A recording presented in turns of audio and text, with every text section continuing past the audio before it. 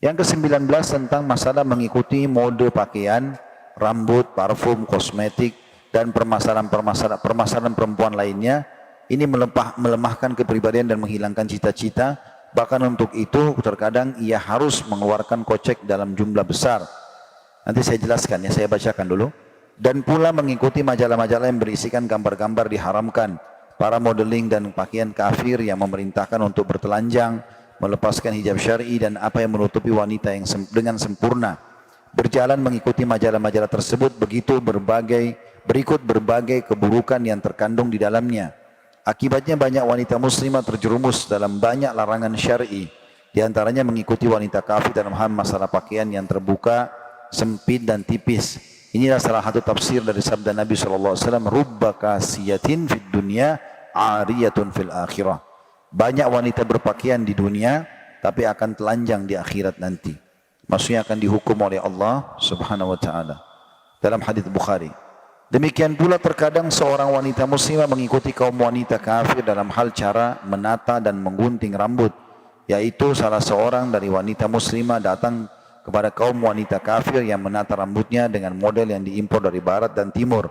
Nabi SAW bersabda, "Sinfani min ahli nari lam arahuma, qaumun ma'ahum siyatun ka'adnabil baqar yadribuna bihan nas, wa nisa'un kasiyatun ariyatun mumilatun ma'ilat, ru'usuhunna ka'asnimatil bukhtil ma'ilah, la yadkhulna al-jannata wa la yajidna rihaha, wa inna riha la yujadu min masirati kada wa kada." Ada dua golongan termasuk penghuni neraka. Aku, kata Nabi SAW, belum melihat mereka. Maksudnya di zaman Nabi tidak ada itu. Yaitu yang pertama, satu kaum yang memiliki cambuk seperti ekor sapi. Mereka memukul orang-orang dengannya. Juga wanita berpakaian tetapi telanjang, lagi berlenggak-lenggok. Kepala mereka laksana punuk unta yang condong. Mereka tidak masuk surga dan tidak mencium baunya. Padahal baunya tercium dari jarak sekian dan sekian. Hadis ini riwayat Muslim. Saya bacakan lagi paragraf terakhir, nanti baru kita jelaskan insyaAllah. Kemudian ingatlah saudariku muslimah, wahai yang ingin tampil dengan penampilan tercantik di hadapan teman-temanmu. Sehingga dikatakan kamu memiliki penampilan yang menawan dan cita rasa yang tinggi dalam memilih pakaian, model dan tata rambut. Bahwa engkau tidak pergi dari dunia ini kecuali dengan membawa kafan. Sementara engkau akan meninggalkan di belakangmu segala yang engkau pilih secara berlebihan dan ingin membelinya serta memilikinya berupa pakaian dan selainnya.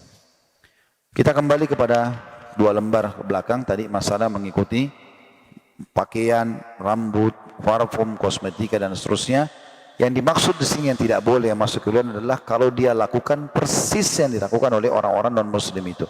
Misalnya memang dia pakai kosmetika yang menor itu, parfum yang wangi itu di depan umum, ya. Seperti tadi ada hubungannya dengan poin-poin sebelumnya ya. Tapi kalau seorang wanita menggunakan model rambut yang menarik buat suaminya untuk menatanya, merapikan, merawat, ya.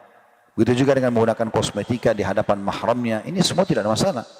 Dibolehkan secara syar'i. Jadi yang dimaksud sini poin ke-19 adalah dia mengikuti seperti persis itu. Misal dia lihat ada artis atau orang tertentu yang tampil sebagai foto di kosmetika tertentu atau parfum tertentu, lalu dia tertarik juga berpenampilan yang sama, misalnya model rambutnya, gayanya dia atau apalah ya, seperti itu, sehingga dia menjadikan itu sebagai idolanya. Ya. Ini semua dilarang. Kenapa kita bahasakan tadi ini? Karena asal perawatan boleh dalam Islam, bahkan dianjurkan. Kata Nabi SAW masalah rambut, man kana lahu sya'ar falyukrimhu. Siapa yang Allah karunia rambut, dia harus menghormatinya, maknanya merawatnya. Sampo, sabun, apalah krem bat dan segala macam, pakai vitamin, semuanya boleh dalam agama.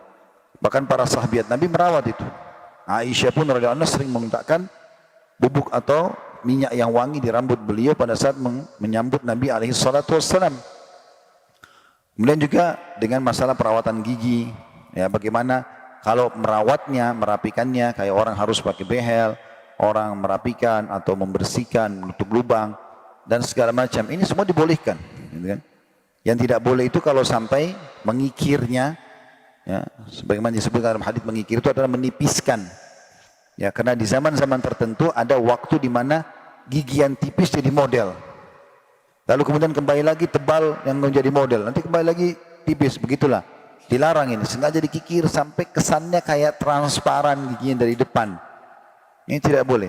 Tapi kalau dia mengikirnya dalam arti kata memang ada satu panjang, yang satu pendek, tidak rata, kemudian harus dipotong untuk merapikan supaya tidak mengganggu cara dia makan dan seterusnya, makanya tidak masalah. Jadi ada rincian ulama tentang masalah hal-hal seperti ini tentunya. Begitu juga dengan merawatnya itu sudah jelas, pakai sikat gigi, pakai siwak. Pernah kita jelaskan ya, kita bahkan disuruh bersiwak dalam sehari lebih daripada 30 kali. Setiap kali mau sholat, setiap kali mau uduk, bangun tidur, mau masuk rumah dan seterusnya. Begitu juga dengan kita tahu ada fitrah 5, yaitu memotong kuku, ya, mencukur bulu ketiak, mencukur bulu kemaluan, khitan atau sunat, dan juga mencukur kumis bagi laki-laki. Ini bagian daripada fitrah yang harus dijaga. Baginda Nabi SAW dikatakan adalah wanita yang paling tampan, wanita yang paling, laki-laki yang paling tampan, yang paling bersih, yang paling rapi. Karena beliau berpegang pada hadis beliau yang beliau sampaikan, Inna Allah jamil yuhibbul jamal. Allah indah, suka dengan keindahan, tapi harus yang indah di mata Allah Subhanahu wa taala, dan bukan di penilaian makhluk, apalagi mengikuti orang-orang non muslim itu. Makanya Ubay radhiyallahu anhu berkata, aku pernah berdiri di depan rumah Nabi SAW dan melihat ke arah bulan, dan bulan purnama sangat terang, membuatku kagum. Tidak lama kemudian pintu rumah Nabi SAW terbuka dan beliau keluar baru habis mandi, juga menyisir rambut dengan rapi. Maka aku temukan Nabi SAW lebih indah daripada bulan itu. Juga dalam riwayat dikatakan Nabi SAW selalu menyertakan serbuk yang wangi. Seluruh tubuh beliau seluruh istrinya letakkan, kecuali kemaluan beliau letakkan sendiri. Alaihissalam. Dan beliau mengatakan, dicintakan bagiku dunia ini karena adanya wanita yang dicintai, ibu, anak, istri, saudari, dan juga parfum. Ya, saking banyak beliau pakai parfum sampai-sampai kadang-kadang netes di rambut beliau SAW parfum tersebut. Dan sebagian sahabat kalau bersalaman dengan Nabi SAW menyatakan, kami menemukan bau wangi Nabi SAW sampai berhari-hari. Bahkan sebagian sahabat menjadikan keringat Nabi itu sebagai parfum, ya, karena wanginya badan Nabi SAW. Jadi kita boleh menjaga kebersihan, tapi pada tempatnya. Kalau kapan semua ini digunakan di tempat yang diharamkan, maka jadi haram juga hukumnya. Kan? Walaupun sesuatu itu dasarnya halal. Kan? Tapi kalau di tempat jadi haram. Orang biologi suami istri halal, tapi kalau dikerjakan di tempat umum, kan jadi haram. Karena dia sudah membuka aurat depan orang dan seterusnya, kan begitu. Jadi harus pelaksanaannya dan tempatnya benar-benar semuanya boleh, ya, secara agama, sehingga tidak salah tentunya. Ini yang dimaksud dengan poin kita di sini. Karena sekali saja orang mengikuti model-model ini, dalam arti kata dia mengidolakannya, maka umumnya pasti akan muncul pengidolaan itu. Ya. Tidak semua teman-teman sekalian yang dianggap baru, model baru keluar kita harus ikutin. Ada hukum syar'i mengontrol kita, gitu kan? Pada saat muncul misalnya model rambut tertentu, mereka potong sebagian rambutnya tipis, sebagian dibiarkan panjang.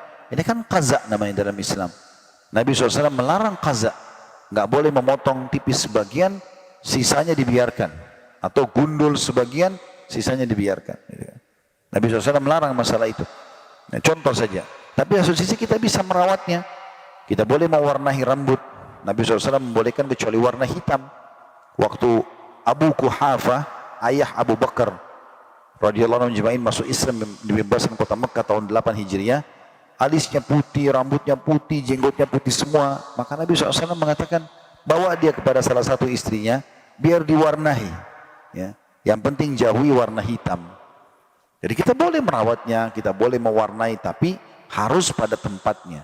Bukan berarti orang keluar dari salon dengan penuh fitnahnya, lalu kemudian dia pamer ke sana sini, tukang parkir juga nikmati dia, ya, tukang bakso nikmati dia, semua orang nikmati dia, kan aneh.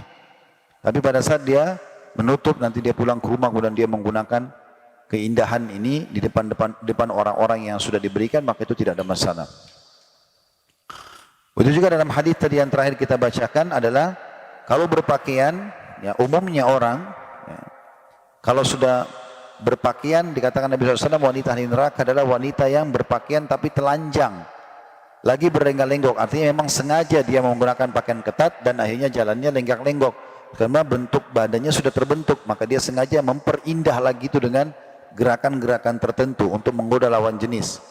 Kepala mereka laksana punuk unta yang condong. biasa orang pakai wig atau dia di blow yang dinaikkan ke atas ya sehingga berbentuk ya.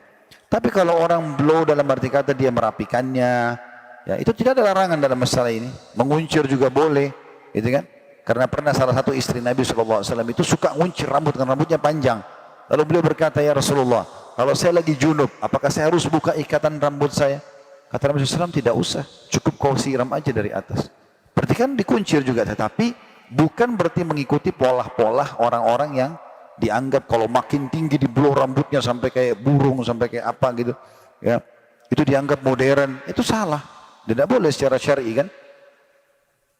Dan pasti mereka tidak akan berhijab juga dengan itu, karena kalau hijab terbongkar rambutnya kan gitu. Dan ancamannya sangat berat, mereka tidak akan masuk surga, juga mencium baunya kan. Ini ancaman gitu.